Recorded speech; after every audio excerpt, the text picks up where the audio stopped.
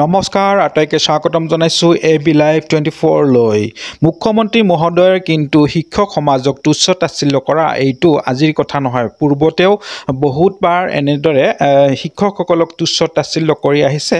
কেইদিনমান আগতে মুখ্যমন্ত্ৰীয়ে কিন্তু এটা আচৰিত কথা ক'লে যে শিক্ষকসকলে এইবাৰ বিজেপিক ভোট দিয়া নাই এয়া এক আচৰিত কথা নহয় জানো তাৰোপৰিও বিদ্যালয়লৈ একাংশ শিক্ষক পলমকৈ যায় আৰু সেই পলমকৈ যোৱা শিক্ষকসকল মানে চৰকাৰৰ যি এটা প্ৰেজেন্ট দিয়া এটা সিস্টেম কৰিছে টেবলেট দিছে পলমকৈ যায় তাত ধৰা পাইছে নেকি এনেকৈ শিক্ষকসকল কিন্তু আসলতে ক্ষুণ্ণ হৈ পৰিছে আৰু কিদৰে শিক্ষকসকলে খুব বুজাৰিছে কি ক'লে একাংশ শিক্ষকে তাৰে দুগৰাকী শিক্ষক এগৰাকী শিক্ষক আৰু এগৰাকী শিক্ষয়িত্ৰীয়ে কি ক'লে আহকচোন চাও এই ভিডিঅ'টোত যদি প্ৰথম হৈ আছে এই চেনেলটো তেন্তে সাবস্ক্ৰাইব কৰিবলৈ নাপাহৰিব বিভিন্ন সংবাদ মাধ্যমৰ জৰিয়তে আমি ইতিমধ্যে গম পাইছো যে অসমৰ মাননীয় শিক্ষা মুখ্যমন্ত্ৰী মহোদয়ে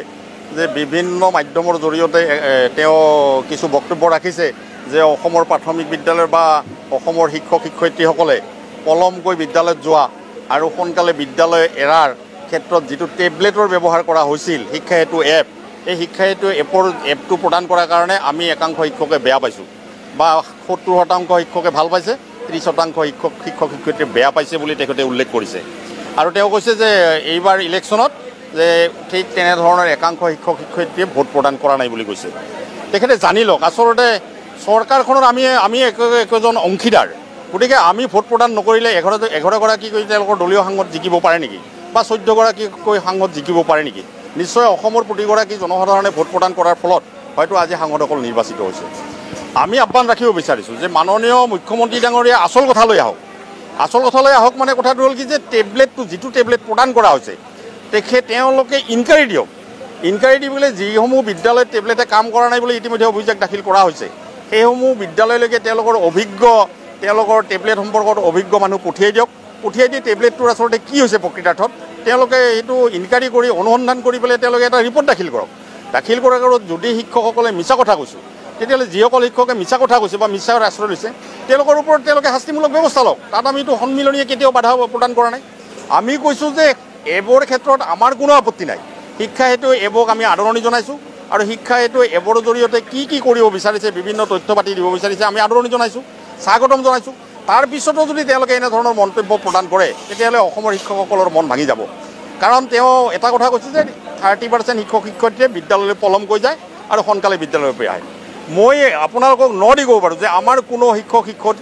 শিক্ষয়িত্ৰীয়ে বিদ্যালয়লৈ পলমকৈ নাযায় 5 মিনিট আগতে যায় কিন্তু প্ৰব্লেমটো হৈছে ক'ত যে টেবলেটটোত আমি যেতিয়া এটেণ্ডেঞ্চটো দিব লাগে টেবলেটটো যেতিয়া এটেণ্ডেঞ্চটো দিয়াৰ ক্ষেত্ৰত ঘূৰি থাকে তেতিয়াহ'লে হয়তো সেই এটেণ্ডেঞ্চটো আধা ঘণ্টা পলমকৈ আহে আৰু পলমকৈ অহাৰ ফলত যদি চৰকাৰখনে ভাবে যে তেখেতে আধা ঘণ্টা পলমকৈ আহিছে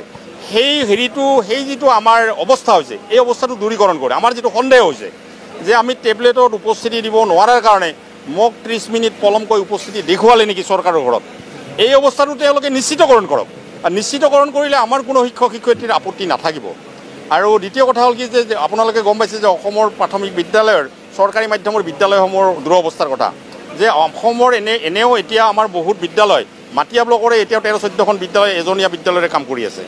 আজি পাঠদান চলি থকা আজি 3-4 মাহ হ'ল বড়ো মাধ্যমৰ কিতাপ পোৱা নাই ইতিমধ্যে পৰীক্ষা আৰম্ভ হৈছে পৰীক্ষাৰ তেওঁলোকে যিটো অভ্যাসন বহি প্ৰেক্টিচিং বহি এই বহিসমূহ আজিলৈকে দিয়া নাই তেওঁলোকে সেইটো স্বীকাৰ নকৰে যে আমি চৰকাৰখনে যোগান ধৰিব পৰা নাই এই কথাটো ৰাইজক নকয় পেলাই তেওঁলোকে এটা কথাই কয় যে অসমৰ প্ৰাথমিক বিদ্যালয়ৰ বা চৰকাৰী মাধ্যমৰ বিদ্যালয়ৰ শিক্ষক শিক্ষয়িত্ৰীসকল বিদ্যালয়লৈ পলমকৈ যোৱাৰ কাৰণে আমি যেন ক্ষোভিত হৈছোঁ এপটো দিয়াৰ কাৰণে আমি বাৰ কৈছোঁ মাননীয় শিক্ষামন্ত্ৰী মহোদয় মাননীয় মুখ্যমন্ত্ৰী মহোদয় আমি শিক্ষা হেতু এপৰ বিৰোধী নহয় আমি শিক্ষা হেতু এপক আদৰণি জনাইছোঁ আমি বিৰোধী টেবলেটটো কি মানদণ্ডৰ কি কথা মই নাজানিম মই যিহেতু কোনো ইঞ্জিনিয়াৰ নহয় এজন প্ৰাথমিক বিদ্যালয়ৰ শিক্ষক গতিকে টেবলেটটো তেওঁলোকে পুনৰীক্ষণ কৰি ৰাইজৰ মাজত কওক যে টেবলেটটো মানুহজন যোৱাৰ লগে লগে সন্মুখেদি গ'লে টেবলেটটো এটেণ্ডেঞ্চ দিছে কিন্তু টেবলেটটো লৈ যদি ক্লাছে ঘূৰি থাকিব লাগে 100 ছাত্ৰ ছাত্ৰীৰ উপস্থিতি লওঁ যদি 1.5-2 ঘণ্টা পাৰ হৈ যায় ছাত্ৰ ছাত্ৰী নিশ্চয় পাঠ্যক্ৰমত ব্যাঘাত জন্মি আছে আৰু যাৰ কাৰণে এই অৱস্থাটোলৈ লক্ষ্য ৰাখি চৰকাৰী মাধ্যমৰ বিদ্যালয়ত আমাৰ অসমীয়া যিখিনি অভিভাৱক আছে অভিভাৱকসকলে চৰকাৰী মাধ্যমৰ বিদ্যালয়ত ছাত্ৰ ছাত্ৰী দিবলৈ অনীহা প্ৰকাশ কৰিছে মেইন কাৰণটো সেইটো আৰু দ্বিতীয় কথা হ'ল কি চৰকাৰী মাধ্যমৰ বিদ্যালয়ৰ শিক্ষক শিক্ষয়িত্ৰীসকলক অনাশৈক্ষিক কামত নিয়োগ কৰা হৈছে আমি বাৰে বাৰে কৈছোঁ যে অসমৰ প্ৰাথমিক বিদ্যালয়ৰ শিক্ষকসকলক অনাশৈক্ষিক কামৰ পৰা বিৰত ৰাখক আৰু শিক্ষা ব্যৱস্থা উন্নতকৰণ কৰক। আমি চৰকাৰক আমি প্ৰতিশ্ৰুতি প্ৰদান কৰিছোঁ যে আপোনালোকে ওলাই আহক, আমি চৰকাৰী মাধ্যমৰ বিদ্যালয়সমূহ উন্নতিকৰণ কৰাৰ কাৰণে যিখিনি আপোনালোকক সহায় কৰিব লাগে আমি অসম ৰাজ্যিক প্ৰাথমিক শিক্ষক সন্মিলনী প্ৰস্তুত হৈ আছোঁ। আজি বিশেষকৈ আমাৰ অসমত বেছিভাগ বিদ্যালয় এজনীয়া বা দুজনীয়া, তাত মেক্সিমাম ছাত্ৰ ছাত্ৰীক আমি এটেণ্ডেঞ্চ লোৱাতে এজনকৈ এটেণ্ডেঞ্চ লোৱাতে কমেও আমাক 1-1.5 ঘণ্টা সময় লাগে। সেই সময়খিনি যে আমাৰ ছাত্ৰ ছাত্ৰীৰ পাঠ্যক্ৰমৰ পৰা বিৰত থাকে এই কথাখিনি চৰকাৰে বুজিবলৈ চেষ্টা কৰক। আমি এপৰ বিৰোধিতা নহয়, আমি আগতেও কৈছোঁ, আজিও কৈছোঁ, এই এপে আমাক একো ক্ষতি কৰা নাই। আমি আগৰ পৰাই 9টাৰ পৰা স্কুল কৰিছোঁ, আজিও কৰি আছোঁ। গতিকে মহোদয়ে আমাৰ শিক্ষামন্ত্ৰীয়ে বা মুখ্যমন্ত্ৰীয়ে আমাক বিশ্বাসক ল'ব লাগিব, যিহেতু আমি তেওঁলোকৰ কৰ্মচাৰী। আমি একো অবিশ্বাসৰ কাম নকৰোঁ, কাৰণ আমাৰ এই এপে কিমানখিনি ক্ষতি কৰিছে তেওঁলোকে ইয়াতে চাওক, পৰ্যালোচনা কৰক, তেওঁলোকে ভালকৈ